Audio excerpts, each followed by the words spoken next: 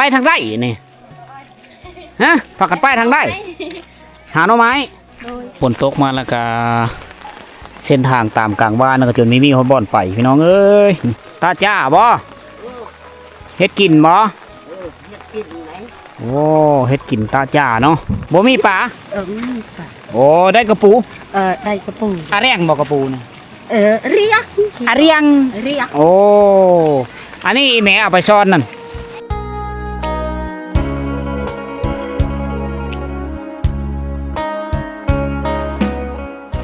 สิไปบ้านฟ้านั้นบ่นี่ข้ามบ้านตรงนั้นครับข้ามบ่ได้น้ำมันมากโอ้คุบตรงนั้นบ้านไปพุ่นยังได้ห้ามห้วยบ่ห้วยห้วยเสกยงนี่ห้วยเซียนยีโอ้ห้วยตัวนั้นใหญ่ชำนี้บ่ใหญ่กว่านี้ก็ใหญ่กว่านี้อีกเอาย่างไปบาทนี่นี่มันไปมาหาสู้กันบ่ได้พันนี่ไปกันเป็นย่างแบบนี้แล้วเนาะย่างไปย่างมาอย่างที่เลยเนาะไปนี่มีหลายบ้านบ่มีจักบ้านนี่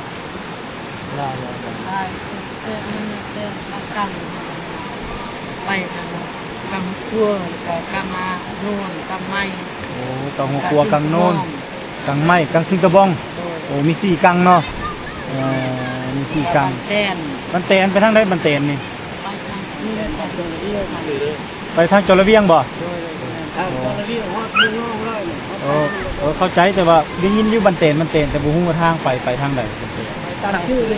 มชื่อนี้เลยกายบันกังโอ้กายบ้านนี่มีแต่บ่อนเดียวนี่บ่ที่ว่าไปบ่ได้ถ้าว่าเฮาข้ามนี่ไปได้แล้วมันไปได้หมดเลยบ่มีค่าดิ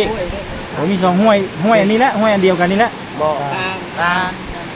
อันนี้ห้วยละยี่อันห้วยกระยองเสกยองห้วยละยี่ห้วยละยี่ห้วยกระยองเสกยองเสอันนี้ห้วยเสกยี่ตัวนั้นเสกยองมันไหลลงใส่นี่น้ำนี่ไหลฮอดเสกยองเสกยองไหลฮอดเซลน้องอ๋อเป็นสาขาขย่อยของเซลน้องกระยองไหลลงสู่เมืองน้องน้ำเซลน้องเนาะเป็นน้ำใหญ่เลยอันนี้บ้านกลางตัวนี้นี่บ้านกลางใหญ่เลยบ่กลางใหญ่บ้านกลางโอ้กลางใหญ่เลยเนาะศูนย์รวมเราอยู่นี่นอกกลางเนาะ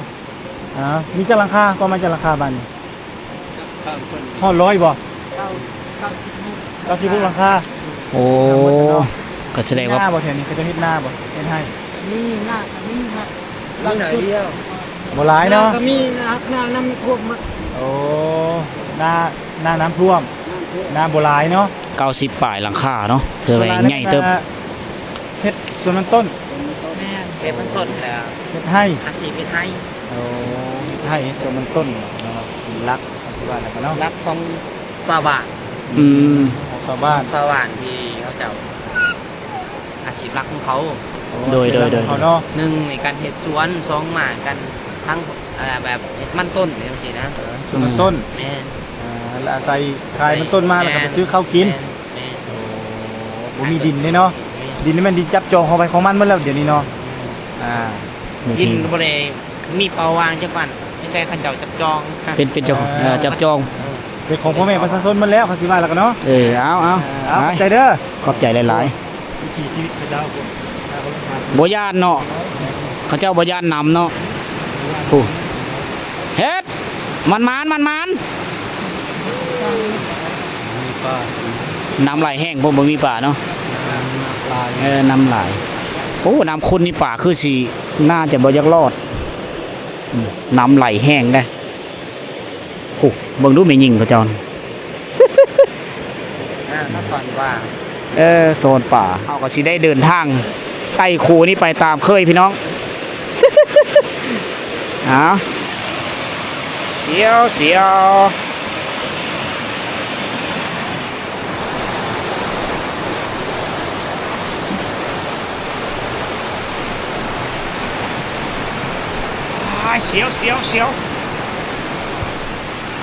เล็กนี่ก็มีเยอะไปเลยได้เบิ้งนี่เยอะนี่แต่ว่าข้ามาเบิ้งนี่น้อยนี่ถ้าว่าเพอเลยเป็นโรคหัวใจนี่มีมากเคอก็ได้เด้อ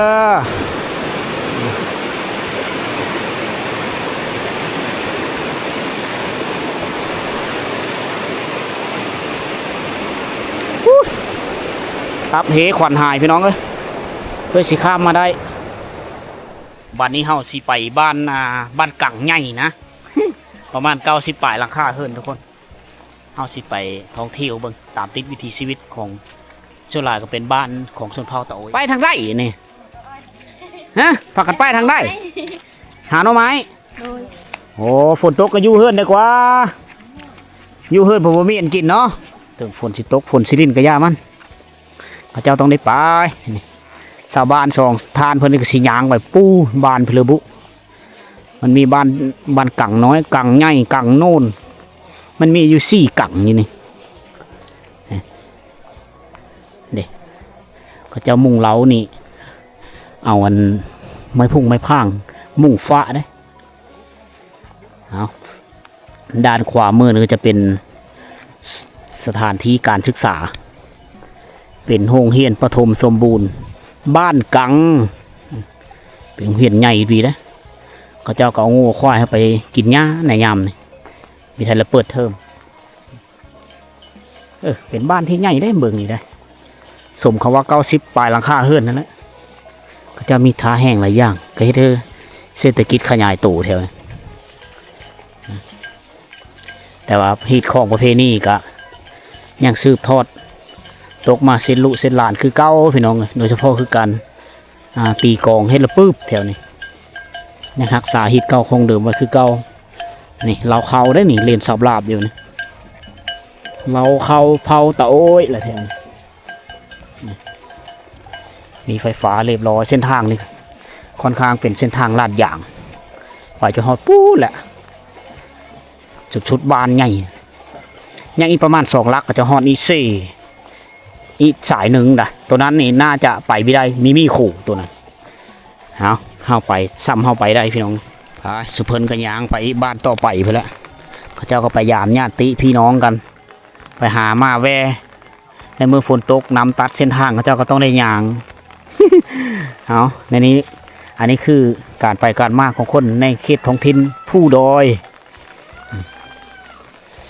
ปะ90 ปลายหลังคาเฮิรนมันก็เป็นบ้านที่ยาวๆเลาะเรียบตามสายทางไปได้เป็นบ้านเก่าบ้านดังเดิมเพิ่งก่อนสังเกตต้นไม้กินมากครับผู้ต้นใหญ่ๆแล้วเป็นเดียวกับบ้านเผ่าไทยในอดีตในยุคปี1990เลย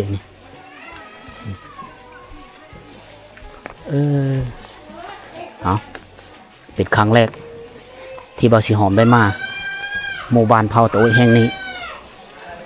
มีรถใหญ่ได้เขาเจ้าก็ได้แต่ย่ามนี้เฮามาแล้วก็คือจอดไว้อยู่ในบ้านเลยไปต่อไม่ได้แล้วแบบหลายหลังคาเฮือนก็ยังมีห้องน้ำใสได้แต่ว่ามีโซนหนึ่งแล้วก็มีโซนหนึ่งเฮือนท่านแบบปฐมประทานก็ยังหลายหลัง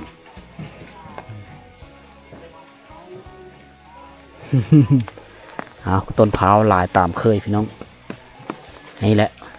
ส่วนบทบ้านเฮาปุไม้ทางไผ่กินหน่อมันยามนี้ก็ได้ฝนตกฝนลิ่นมาแล้วก็ได้กินหน่อไม้นี่จะแตกต่างกับหมู่บ้านที่ชุมเฮาไปผ่านมาแต่บางบ้านกับการพัฒนามันมีคือกันบางบ้านก็ไวบางบ้านก็ซาอีกตามความดุมันอีกตามความตื่นโตเขาเจ้ามีรถสิงโอ้เป็นตะสะอ่อนเขาเจ้า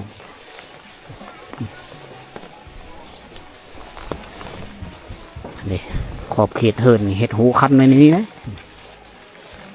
ยันงูยันควายไปขอบเขตรับผิดชอบดินดอนตอนหญ้าเพื่อมัน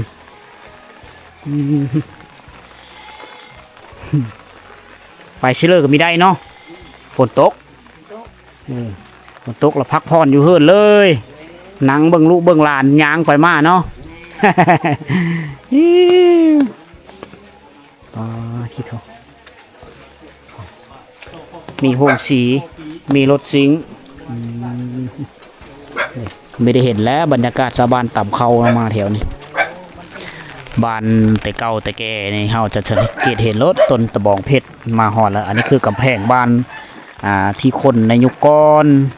รุ่นแต่ผู้เฒ่าพอแหละเพิ่นพาปุส่วนหลายก็เฮ็ดโหมาแล้วก็ปุต้นตะบองเพชรเซอร์เป็นบ้านที่กว้างขวางทุกคนเลยเป็นบ้านที่มีท่าแห้งมีลายฮับ ทางด้านการขายมันต้นนะ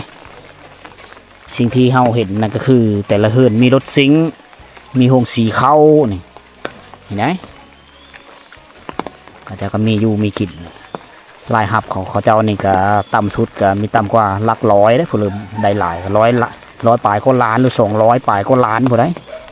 เขาขายมันจนไม่ได้เฮ็ดหน้านะให้กับป้านี่คือสภาพเส้นทางในการไปการมา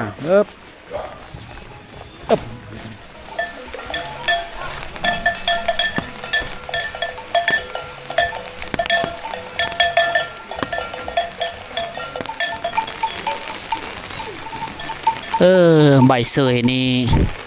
ถ้าว่าเขาเจ้าว่ามุ่งเฮิร์นโคนี่มันอยู่ได้หลายปีเลยเพราะว่ามันอยู่น้ำค่อนไฟพี่น้องไงถ้าว่าเขาดังไฟเสื้อเลยมันจะทนทานต่อการใช้งานมันอยู่น้ำเฮาได้หลายฟ้าหลายปีหลายสูงสุดก็ห้อน5 ปีเลยเด็กควายตูยังเห็นควายตูอยู่มาเข็ดนี่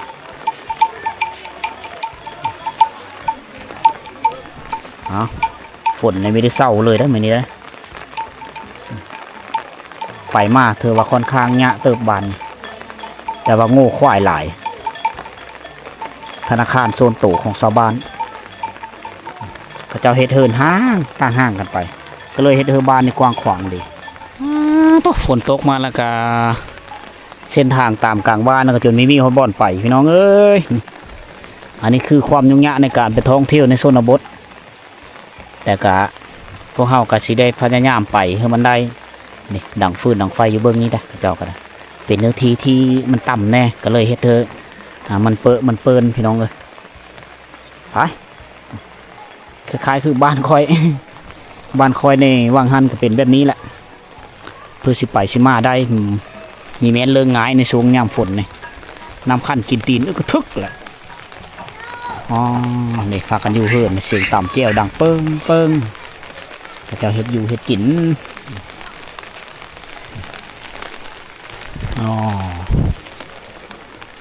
อยู่กันแบบเรียบง่ายหลังคาเฮือนเขาจะพุกห่างกันพุกทางทิศตะวันออกนี่จะติดกับภูเขานะจะเป็นภูที่ใหญ่เด็กแต่ละเฮือนมีรถสิงทุกหลังคาเฮือนเลยมูลค่ารถนี่ก็ระดับ100 ปลายก็ล้านนะอันนี้ก็หมายถึงการมีรายรับของเขาบ่ได้เปียกบ่น้อเปียกแล้วสะแงดแล้วเนาะหนาวเนี่ยสะแงดคือกันบ่สะแงดเนาะโอ้สะแงดนี่หนาวโอ้ลูกหลานเฮ็ดหยังนางเล่นบ่ได้ไปหาหน่อไม้บ่ได้ไปฝนตกเนาะอยู่เฮือนเนาะโหเฮือนนี่กำลังแต่งอยู่โคกินอยู่ส่วนหลายไม่ยิ่งเขาแล้วหาหน่อไม้ตาจ้าบ่ตาจ้าบังบ่โอ้นี่แหละนาเวของผู้หญิงไปหาหน่อไม้มาแล้วก็ใบแตงอยู่โคกินเฮ็ดแกงสู้ครบโคกินได้เฮลุเฮโผเธอเลยมีลูกไผ่กับแม่ย้านี่ก็ได้พักพรเธอเลยมีลูกไผ่แล้วก็แม่ย้าเฮ็ดเวจนเท่าพอแหละทุกคนยามแรงมาเขาจะเต่งน้ำอยู่นี่น้ำกินน้ำใสเขาจะมีน้ำลิ้นได้มาโต่งอยู่นี่เมื่อใสเมื่อต้มเมื่อดื่ม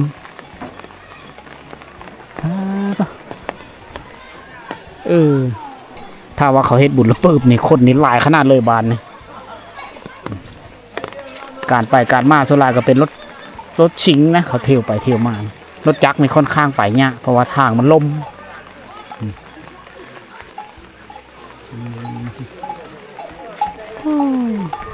ยังยาวเลยพวกไปโซนนั้นยังมีเฮิร์นมุ่งยาอยู่ไปเอาสิพาทุกคนไปเที่ยวเบื้องนี้ก่อนไปชนเบื้องนี้เฮิร์นมุ่งยาเฮิร์นดังเดิมหลายหลังคาเฮิร์นโซลายกาอันนี้ยังเป็นเฮิร์นบูฮานอยู่นี่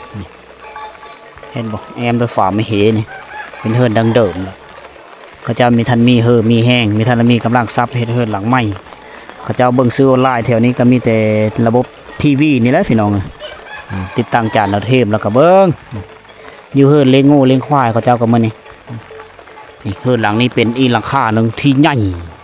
แล้วก็ยาวแบบเดียวลักษณะคล้ายๆคือเฮือนชนเผ่าปะโกะแถวเมืองสะโมยแขวงสารวันอันนี้จะเป็นเฮือนเผ่าตาโอ้ยนี่สองหลังคาเฮือนติดจอดกันเลยนี่ไหนเขาเจ้าอยู่กันแบบนี้เลยได้ส่วนเผาแล้วก็ห้องน้ำเขาเจ้าก็อยู่แบบนี้ถึงว่าห้องน้ำมีงามก็ย่าทุกคนเลยคะแนนได้ไซส์คะแนนมีห้องน้ำก็โอเคแล้วนี่ตัวนี้เป็นเราเข้าห้างนี่สั่งเก็บเข้าเขานี่มีเข้าซื้อแล้วก็ปะมันเตะเพไปแล้วผูกเพื่อนมุ่งใบบุญนี่ย่างมีอยู่ได้มาแถวบ้านใบบุญใบเสยหญ้าค่านะแต่ละเฮือนนี้มีดินปลูกสร้างเป็นของตัวเองเบิดพระเจ้าจะเฮ็ดโฮอ้อมขอบเขตเพื่อมันแต่กับไปบางบ้านบางพื้นที่ก็ยังเป็นแบบร่วมๆอยู่ได้ก็เลยจะปลูกเสื้อสิเลยกับปลูกเลยนะดังไฟควันตัวเตี้ยหลังนั้นก็เป็นอีกหลังหนึ่งที่ยาวมีหลักเครือข่ายสัญญาณอินเทอร์เน็ตอยู่นี่แต่ว่าเขาเจ้าไม่ทันเปิดนำไซต์ฉะนั้นหมู่บ้านแห่งนี้ก็ยังมีสัญญาณนะมีเพียงแต่สัญญาณโทรเท่านั้นสัญญาณอินเทอร์เน็ตยังมีแถวนี้เด้อผู้เนื้อที่ทำการผลิตกระเฮ็ดไฮของเขาก็พูดแหละน่าจะเป็นไฮบ้านอื่นเลยอยู่จอมผู้ได้คนตัวอยู่ทางหลังผู้ด้วยนั้นไปเบื้องนั้นก็จะเป็นนี่เส้นทางเส้นหนึ่งที่เสริมต่อกับเมืองน่องแขวงสวรรณเขตนะพวกแหละจะออกไปเสื้อบ้านตุ้มรีขาวบ้านตุ้มรีทงจนฮอดตุ้มรีเก้าพี่น้อง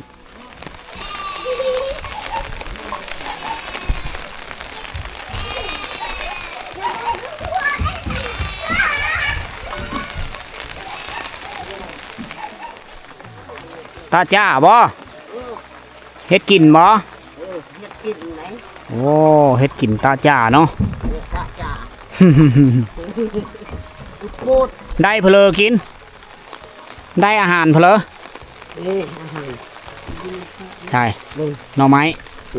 อาบังอาบังอะไรบ่บังไรอีเมไปหาเองหรือหลานไปหาเฮ้อหลานลูกชายลูกเคยลูกชายลูกเคยลูกสาวลูกเคยพ่อกับแม่อยู่เฮือนหลังนี้ลูกสาวลูกเคยอยู่หลังนั้นบ่โอ้เอาลูกเคยมาอยู่ไกลกันเนาะอยู่สองเท่าจักปีแล้วเฮือนนี่พอนี่ยังบ่ทันปีนะยังบ่ทันปีใดบ่ฮอดปีบ่เอาคือว่าหลายปีตามเฮาเบิ่ง3 ปีอ๋อหากะเฮ็ดได้3 ปีแล้วหากะเฮ็ดเพิ่นว่าหากะเฮ็ดได้3 ปีลูกลูกยากเลยลูกยากปากหมองเนาะอยู่น้ำลูกน้ำเต้าอยู่น้ำหลานไม่ได้ไปหายไปโซนแล้วสำเจ้านี่พักผ่อนอยู่เฮือนเฮ็ดกินเองเนาะตาจ่าบึ้มอ๋อลูกหาหน่อไม้เป็นดิบมาละไอแม่เฮ็ดกินเฮ็ดกินก็พอ2 เท่าเนาะเอาอยู่ดีมีแห้งเนอะเอาอันนี้คือใบเสยเฮือนที่มุ่งด้วยใบเสยก็3 ปีเลยได้พอเพิ่นว่าหากะเฮ็ดก็ได้3 ปีแล้วละนี่เวลาฝนตกมันก็จะไหลนำฝนมันก็จะยากปรับลงทางข้างแบบนี้ได้บางส่วนมันก็กุดเห็นไปนำแล้วถ้าว่าเราดับไฟได้ดีอูดไฟได้ดีก็มันก็จะอยู่ได้4-5 ปีไปแล้วพูดเราเข้าก็จะไว้อยู่เบื้องนี้บ่อนเอาเข้าไว้ได้เบื้องเฮือนหลังเงาคล้ายๆคือเผาปะโกะคือกันงามแบบธรรมชาติงามนะเอามาพื้นที่เขตเมืองตะโอยแขวงสารวันกับเมืองสะโมยนี่ส่วนหลายเขาเจ้าติดตามรับชมรายการของทีมงานสุเฮาพันระบบทีวีพี่น้อง29ของสถานีลาวเฮา ฉะนั้นเขาเจ้าก็นับแต่ผู้น้อยๆล้วนแล้วแต่เป็น FC แต่ดีบกดีเจอทุกคนเลยเอาเด้เฮินคอนกรีตเขาเฮินก่อเขายังมีท่านแล้วนี่โซนนี้ก็อยู่หลังนี้ท่านี่เขาก็หาเฮ็ดอยู่เฮ็ดกินอายผู้ใหญ่จะเอาน้องนะส่วนหลายพ่อแม่นี่ออกศูนย์เสียงให้ก็ทึกนี่เส้นทางนี่จะไปนี่ออกไปนี่จะเป็นโรงเรียนเอาเป็นบ้านใหญ่จะก็เฮาก็มีจ้างเอาทางไปอาศัยเลาะไปตามห้อยเขาไปนี่แหละ หมู่บ้านนี้นี่โรงเรียนตั้งอยู่กลางเขึงหมู่บ้านเลยนะเพราะว่าช่วงแรกๆนี่ก็น่าจะมาปลูกโรงเรียนอยู่นี่ก่อนหลังจากนั้นชาวบ้านก็ทยอยปลูกสร้างอ้อมโรงเรียนนี่เลยปลูกเฮือนนะฉะนั้นบ้านนี่ก็จะอ้อมเอาโรงเรียนตั้งอยู่กลางเขึงเอาอันนี้คือสถานที่การศึกษาในช่วงเวลาที่เขาเจ้าพักโรงเรียนเด้อปิดเทอมเด้อเดือนหน้าพอแล้วเขาเจ้าเดือนกันยายนนี่ก็เต็มอึ้นอยู่ทั้งคู่ทั้งนางเฮียนนี่ยามนี่ก็เลี้ยงโง่ก้อนยามนี่ก็ได้เป็นเดินที่กว้างขวางเขาเจ้าก็เฮ็ดหูออมไว้ยังดีได้แหละแต่ว่าเสียดายแต่เป็นบ้านที่เนื้อที่ต่ำเฮ็ดเธอน้ำนี่ไหลไปมากไม่ได้ก็เลยเปินไปอีกน้อยนึงพี่น้องเลยเป็นเลิกก็ตามเที่ยวได้ซ้ำไปได้เหมือนนี้ไปไม่ได้เขาก็เดินทางกลับเพราะว่าฝนก็ตกตลอดเลยหนาวบ่ชะแงดบ่โอ้เงียบบ่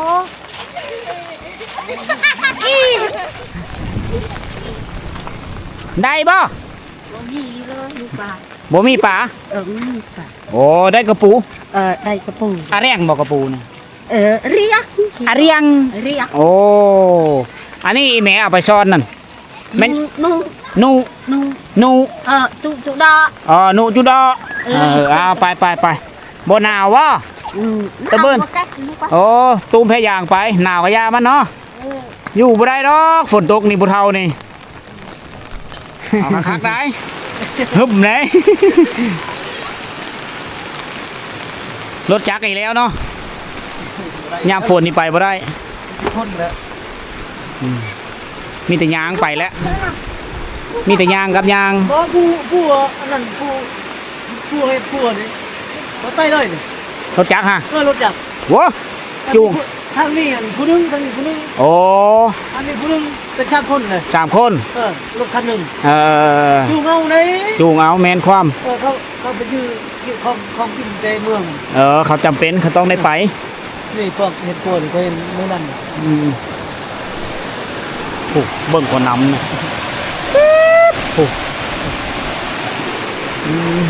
พูดยังไปตวกอยู่หันยังไปซ่อนอยู่หันเนาะ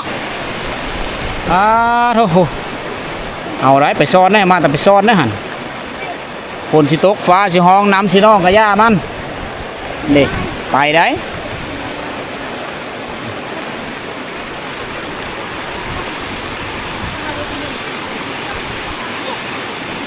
ลูกหลานกันยางน้ำหลักเซลคือเก่าเพราะว่าเขาเจ้าจะเบิ้งไม่เคยเห็นว่าสีหอมก็บตุกมาแถวนี้FC ตัวยงพี่น้องเลยวันนี้พวกเขาที่ได้เดินทางยางห้ามไต่โคเล็กกลับขึ้นทุกคนกลับขึ้นไปบนที่เขาจอดรถไปเลยไปบ้านเพื่อบ้านสละเขาปะไว้รถไว้อยู่พุ่นสำหรับวิดีโอนี้ก็คือทุกคนได้เห็นเด้อทุกคนเลยมินี่เพื่อลายบ้านกาจะเป็นบ้านที่ใหญ่และก็หลังคาเฮิร์นห่างกันไปส่วนหลักก็เป็นเฮิร์นแปนชีพหลักของคนเขตนี้ก็คือเฮ็ดหน้าแน่แล้วก็ปลูกต้นเลยเป็นหลักเลยเขาจะมีรายหับสูงแถวนี้สังเกตเห็นอยู่บนว่าแสดงออกมาอยู่ในที่แต่ละเฮิร์นนี้เขาจะมีรถซิงเที่ยวกันไปกันมาแต่ว่าสำหรับการแก้มันต้นไปขายทุกคนเลยนะแต่ก็น่าเสียดายมันเป็นพื้นที่ที่ต่ำทุกคนถึงว่าในเลิกกระจำเป็นบ้านเฮาในชนบททุกคนเลยวันนี้บริษัทหอมก็สิเดินทางขอปิดคลิปอยู่นี่เด้อพี่น้องเด้อโชคดีร่ำรวยพบกันใหม่ในวิดีโอต่อไปเด้อ